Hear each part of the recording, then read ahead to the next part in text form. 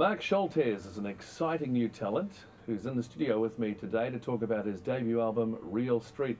Mark, welcome to Music Plus. Thank you. I took your CD home to listen to it over the weekend, and when I put it on, my partner came rushing in from the other room. She said, "Who is that?" And so he frantically looked through the cover notes of the CD booklet, and I said, "Oh, well, look, it's recorded in New York City. It's mixed in LA. I guess he's American or something." Anyway, I hadn't read your bio at that point, and finally I got around to it about a day or two later after we'd been listening to the album pretty much non-stop. And I said to her, "Hey, guess where he's from?" And she said, "Oh, America." And I said, "Well, a bit further south." And she said, "Well, okay, New York." I said, "No." She said, "Well, not Florida." And I said, "No." She said, "England?" I said, "No, a bit further south than that." She said, "Not Australia." So where does a boy do that? Come from Brisbane? From Vegas? Yeah, I grew up listening to Rat Pack and George Benson and Michael Franks, and all that stuff was all in my dad's record collection, and it just stayed with me. So was your father the first person to influence you on who you listened to? Yeah, the first album I can ever remember listening to was George Benson, Breezin', and I'd get him to put it on, and I'd just sit and watch it spin, and when it was done, it was, "Dad, put it on again." So when I actually went to talk to Mum and Dad about this deal and what I was going to be doing, I got those vinyls out that he played me when I was a kid, and said, "This stuff's all produced by Tommy LaPuma. This stuff is all on the Verve label, and more recently, some of these musicians, I'm going to be working with all these guys." And for them, they realised, wow, this is a big thing for Mark, and for me, I think I sort of for the first time realised how much of an impact those early records have had on me as an artist now. So are there other musicians in the family? Did your father play in bands too? No, my dad's a really musical guy, but he doesn't play. You can't take him to a restaurant or a cafe or a bar that has a band and expect to get conversation out of him. He'll be fixed on the music. So I think I definitely inherited his love for music. You cite amongst your influences quite a diverse range. Burt Bacharach, Chet Baker, Michael Franks, Lyle Lovett, Frank Sinatra. That's an incredibly diverse range of influences. How do you describe your style? It's a real melting pot for me. As a songwriter, I'm influenced by a lot of pop music that I was listening to as a teenager, but stylistically, I sort of dress that stuff up in a suit and tie almost of the early stuff, those sort of more jazz influences. The album's called Real Street. Why is that? It's funny, I came out of the studio and I had this finished album, and the hardest part was actually naming. It's like naming a child. And a friend of mine suggested Real Street. I lived in Real Street when I wrote most of the songs and when I recorded the demos for this record, and he said, "It has to be Real Street." So it made sense, and it just stuck. Does your friend get a credit on the cover notes? It's hard with friends, there's so many people that in their own little way kind of help you, and you start listing them out and you think, can we leave some of the lyrics off? And so you have to go with the global, to all my friends, you know who you are. I'm sure you're getting more and more every day. Where do you get your song ideas from? It's different all the time for me, but there'll always be this moment of, it'll be a day where there's some sort of incredible emotion sort of that sums up the day, and I'll want to put that in a song, or a little snapshot. I got a call the day before I was due to fly to New York to actually start recording from the producer Tommy, and he said, "I've been through all the stuff you played me and all the stuff you sent me, and what we're missing is one more fun up-tempo song. So think about it, and I'll see you tomorrow in New York." And I'm thinking, what we're missing, I don't want to be missing anything. This is my first record. And then the light bulb goes on, and I sat down and I wrote a song called Not What I'll Be Missing. And 2 hours later, I had a rough guitar vocal in an email to him and just said, "See you tomorrow." So just that little phrase that he, what we're missing, just stuck with me, and that came out. There's another song on the record called Malita, and I'd spent an incredible day on a first date with a girl scuba diving, and so it was water, and just an amazing day. And I woke up the next day and went, man, I feel funny. I need to tell somebody about this. And then as a songwriter, you can you can turn that into a song. So there's always that core truth to what I'm writing, but just building a story around that. Does Malita exist? Is that her real name? There is a Malita. Are you dating her now? I am, yes. How long has that been going? That's a while now, yeah. She must be pretty happy because that's a great song. I think if you have a song with your name in it, initially it's like, well, that's novel, and then it becomes creepy. But it's funny now because I'm getting hits on my website by other people named Malita going, oh, I finally got a song. Very good. Your current recording deal with Verve, that's just massive for an Aussie boy from Brisbane to be signed by Verve. It seemed to happen out of the blue. Is that the case? Yeah, I had set out to make an independent recording, and I got 2/3 of the way through that, had run out of money, and through a friend, the demos ended up, the rough mixes of what I'd done ended up with an independent publisher in Brisbane, and he called me in for a meeting and said, I'd love to sign you to my publishing company, and who do you want to make this record with? Like, best case scenario. And Tommy LaPuma was my favourite producer of all time. I said, I'd love to do it with Tommy LaPuma. He said, well, he's at Verve, we'll mail one off to him. And then I sort of rattled off a list of what I thought would be realistic options as well. And about 2 weeks after that conversation, I was on my way to a gig on the Gold Coast, a lobby bar piano gig, and I got a call from Hayden, my publisher, and he said, where are you? If you're driving, pull over. I said, I'm not pulling over. I'm on my way to a gig. I'm late. He said, no, Tommy LaPuma just called. You need to pull over. So I'm on the side of the motorway, halfway to the Gold Coast from Brisbane, and he said, I just got a call from Tommy. It's very late Friday night there. He's listened to your demos once. He wants to make a record with you. How did you feel? I was absolutely dumbfounded. And he said, okay, because it's the weekend, we won't know anything until maybe Tuesday, our time. So have a good gig and try not to think about it. And I was sitting at the piano at this gig with the most ridiculous look on my face, and trying not to laugh while I'm playing, and just holding my breath for the entire weekend. And then we got a call about the Tuesday or the Wednesday of that week, and within about another week of that, I had a plane ticket in my hand, and I was on my way to New York to meet him and talk about what we were going to do. That's an incredible story. I mean, a huge break to be recording with multiple Grammy award-winning producer Tommy LaPuma. He's produced the likes of Frank Sinatra, Diana Krall, Nat King Cole, George Benson, Barbra Streisand, the list just goes on. Was that intimidating? My first encounter with him, I'd arrived in Manhattan at 8 p.m. and I had an 8 p.m. dinner meeting with him and Ron Goldstein, who's the head of Verve, and I'm sitting in between these two guys, and Ron said, now Mark, if you're not busy tomorrow, Tommy would love to get together with you in the studio and you can play for him. And I'm looking at these guys, I'm looking for Candid Camera, and I said, are you guys serious? What the hell else am I going to be doing? And so the dinner sort of panned out, and there was lots of chat about all of these records that Tommy had done, and then the next day I'm in the rehearsal room with him sitting at a piano, and he said, okay, I've heard the demos and I want you to play, singer-songwriter. I want to get the essence of what you do, and I'm halfway into the first chorus of the first song. He said, hold on a minute. And he picked up his mobile phone, and I'm thinking, it's over. It's all over. Where's my return airfare? I better go to the airport now. And he wandered off into the corner, and he'd put Christian McBride on hold to play bass on the sessions for the album. And Christian is my all-time favourite bass player. And then he comes back and says, okay, what else you got? I start playing again, and he stops me again, and I'm getting progressive. This keeps going on and on.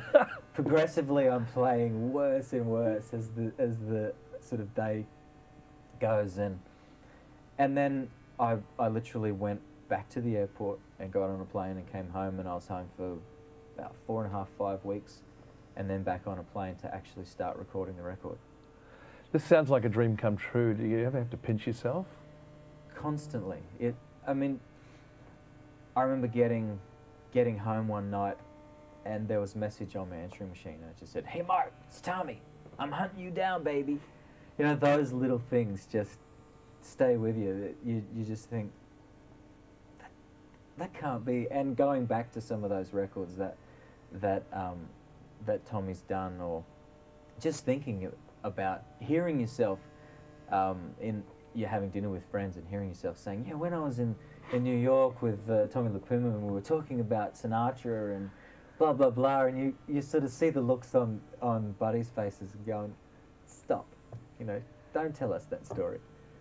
I don't want to hear that. Are you tempted to like make it even bigger, make up some stuff, add it, and just see how far you can take it? You just don't need to. That's the great thing. It already sounds like a lie. Yeah. Oh, that's amazing. I've read you had a 6-month stint in Nashville where you collaborated with local songwriters and learned some useful lessons. Was that an eye-opener?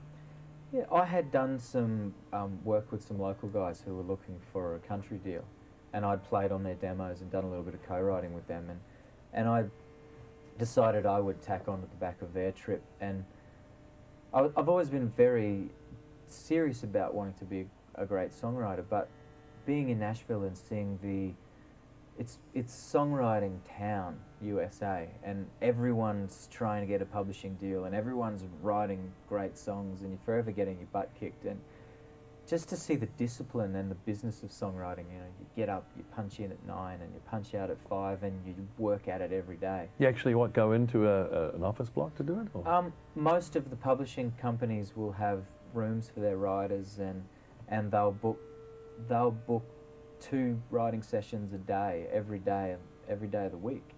And just the idea that it's one thing to have the inspiration, but if you don't work at the craft, you can't realise the inspiration, and you might have a great idea that turns into being an okay song, but if you've really put the hours in and worked on it, your great ideas will turn into great songs. And I went away from Nashville with a real sense of discipline about wanting to be a great songwriter. So how's that changed you? I think especially now where my life has become this crazy whirlwind of promo and touring, and I had my entire life up to now to write this first record, but I may only have the next 8 months to write the next record. And just to say, if I've got 2 hours in a hotel room somewhere between sound check and gig, I need to take that 2 hours and make use of it and start working on the ideas. So have you already started material for the next album? Yeah, I think conservatively I've probably got half the next record. Really? Yeah. I stopped myself from writing for a while because I needed to move the business of my career forward, and as a writer you're always most excited about the last thing you wrote. And when I decided I would start out to do this recording that turned into be the demos for this album Real Street, I stopped and said, if I don't stop, I'll never actually commit 10 songs to demo them. And once that happened and the deal happened, and I've been able to then go back and start writing again finally, which is great. 11 original numbers on the album plus 1 cover. We'll come back to that in a moment. What's the story on Love Me for the Cool? Love Me for the Cool is one of those songs when you're a musician, you're forever scratching for $1 and you drive the worst car out of everybody. I had this car that it smelt like wet dog. and you find yourself thinking, how am I ever going to convince a girl to go out with me in this car? And you see all these ridiculous chick flick films with these tall, dark and handsome men, and you think, guys can't live up to those expectations. So I kind of took those 2 things and merged them and went, well, you're going to have to love me for the cool, because clearly I don't have all of these other things going for me right now.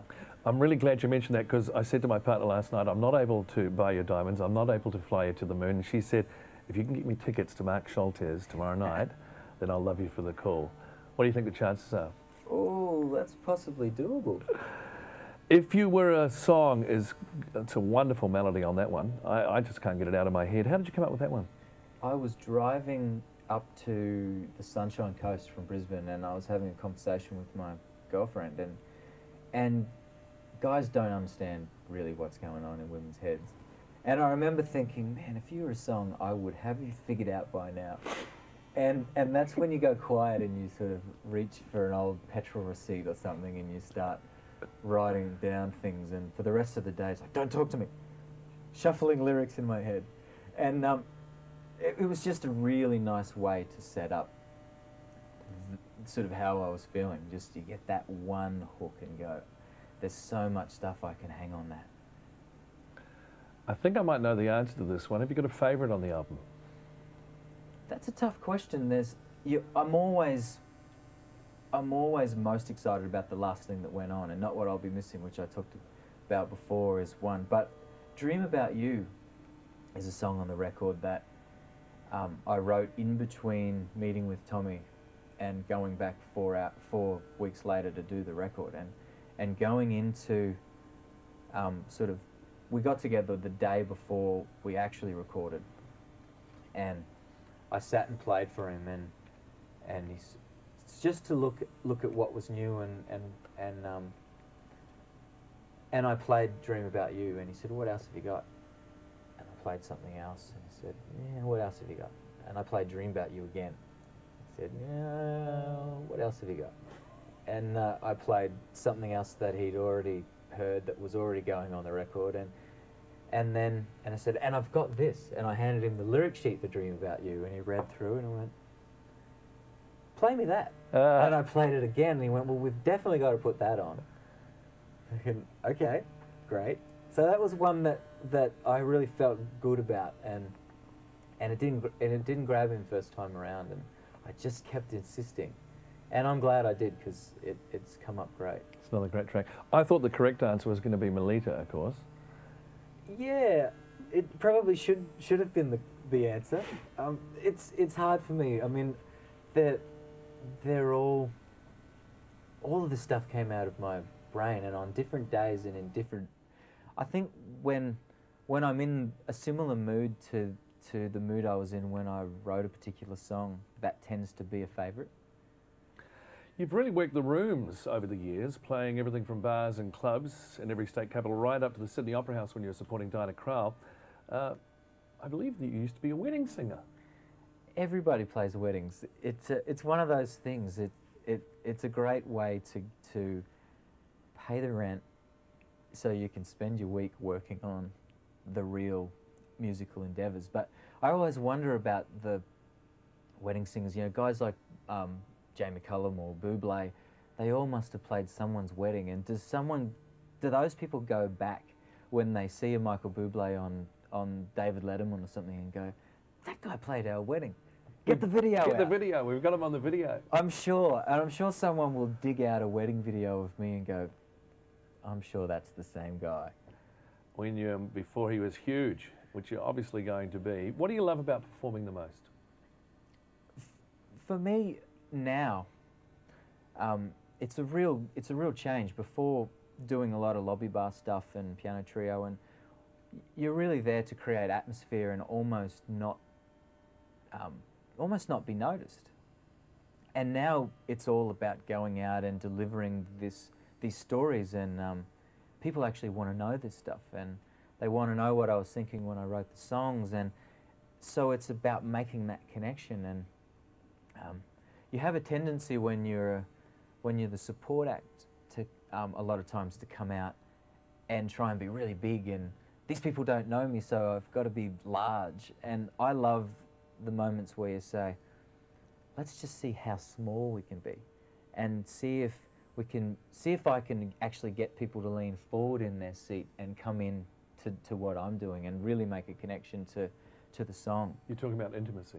Yeah, it's a really nice moment when you go into a rowdy room, and instead of trying to play over everybody, you just whisper to people, and they have to get smaller and come into you, and if you can make that happen, it's just such a great feeling.